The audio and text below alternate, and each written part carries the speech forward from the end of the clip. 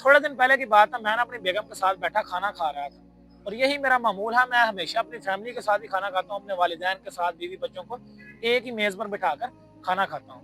मैं उस दिन अपनी बेगम के साथ बैठा हुआ था, तो मेरी वालिदा कहने लगी कि हमारे ससुराल वालों ने ना कभी भी हम दोनों को एक साथ नहीं बैठने दिया, यानी मेरे वालिद को और मेरी वालिदा को मेरे दादा दादी ने कभी भी साथ नहीं बैठने दिया, और वो इस चीज़ को बुरा मनाते थे। तो मैंने अपनी अम्मी से पूछा, मम्मा आपको हसरत तो होती ही होगी कि मैं भी अपने बंदे के साथ, मैं भी अपने खावंद के साथ बैठकर खाना खाऊं? कहते बिल्कुल ज़रूर होती होगी, क्योंकि ये इंसानी फितरत है। हमारे यहाँ ये रिवाज पाया जाता था कि जब वालिदैन घर में आते थे तो सारे बच्चे खामोश हो जाते थे। यार वो वालिद है कि फिरौन है, वो वालिद है कि कारून है। हमारे यहाँ ये रिवाज होता था कि मियाँ बीवी आपस में बैठ नहीं थे सकते। हालांकि ये दीन का तरीका नहीं है, हालांकि ये रसूलुल्लाह का तरीका नहीं है। नबी सल्लल्लाहु अलैहि वसल्लम तो अपनी अज़वाज के साथ बैठकर खाना खाया करते थे, एक लुकमा उसके मुंह में और फिर वो एक लुकमा हमारे मुंह में दे। ये असल तरीका है, अपनी बेगमों के साथ बैठे, उनको टाइम दे, अपने वालिदैन के साथ बैठे, एक लुकमा अपनी बीवी के मुंह में दे, एक लुकमा अपनी वालिदा के मुंह में दे। देखना घर के अंदर मोहब्बत की फिजा कायम होती है कि नहीं।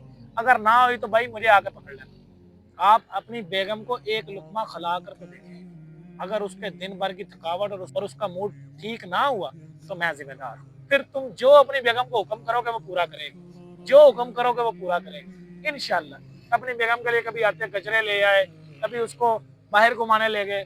यार देखो, मेरी बेगम दुनियादारी से निकल कर दीन की तरफ आ गई है, तो मैं उसको इजाफी प्रोटोकॉल क्यों ना दूं? आप किसी औरत को बोलो कि आज के इस मॉडर्न दौर में वो हिजाब लेकर दिखाए, कभी भी नहीं लेगी। अल्लाह के बंदो, कभी भी नहीं लेगी। और मेरी बेगम जिसने सब कुछ छोड़ दिया, सभी कुछ छोड़ दिया, और अभी वो पर्दा करती, शरी पर्दा करती, घर में भी करती है, तो यार मैं उसको इजाफी प्रोटोकॉल क्यों ना दूं? क्यों ना दूं?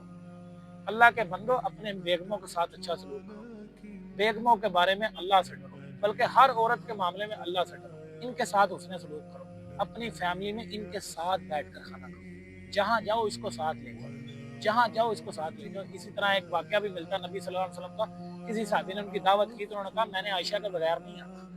तो हम तो अकेले ही चले जाते हैं। आपको कहीं से दावत आई, उसको बोलो भाई मैंने तो अपनी बीवी के साथ ही आना।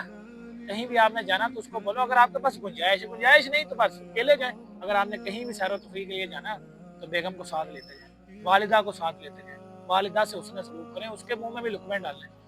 तो इस तरह की फिरौनियत को छोड़ दें कि जब मैं घर में आऊँ तो बीवी बच्चे सीधे हो जाए, बीवी बच्चे खामोश हो जाए। ये कोई मर्द का बच्चा नहीं, इसके अंदर फिरौनियत पाई जाती है।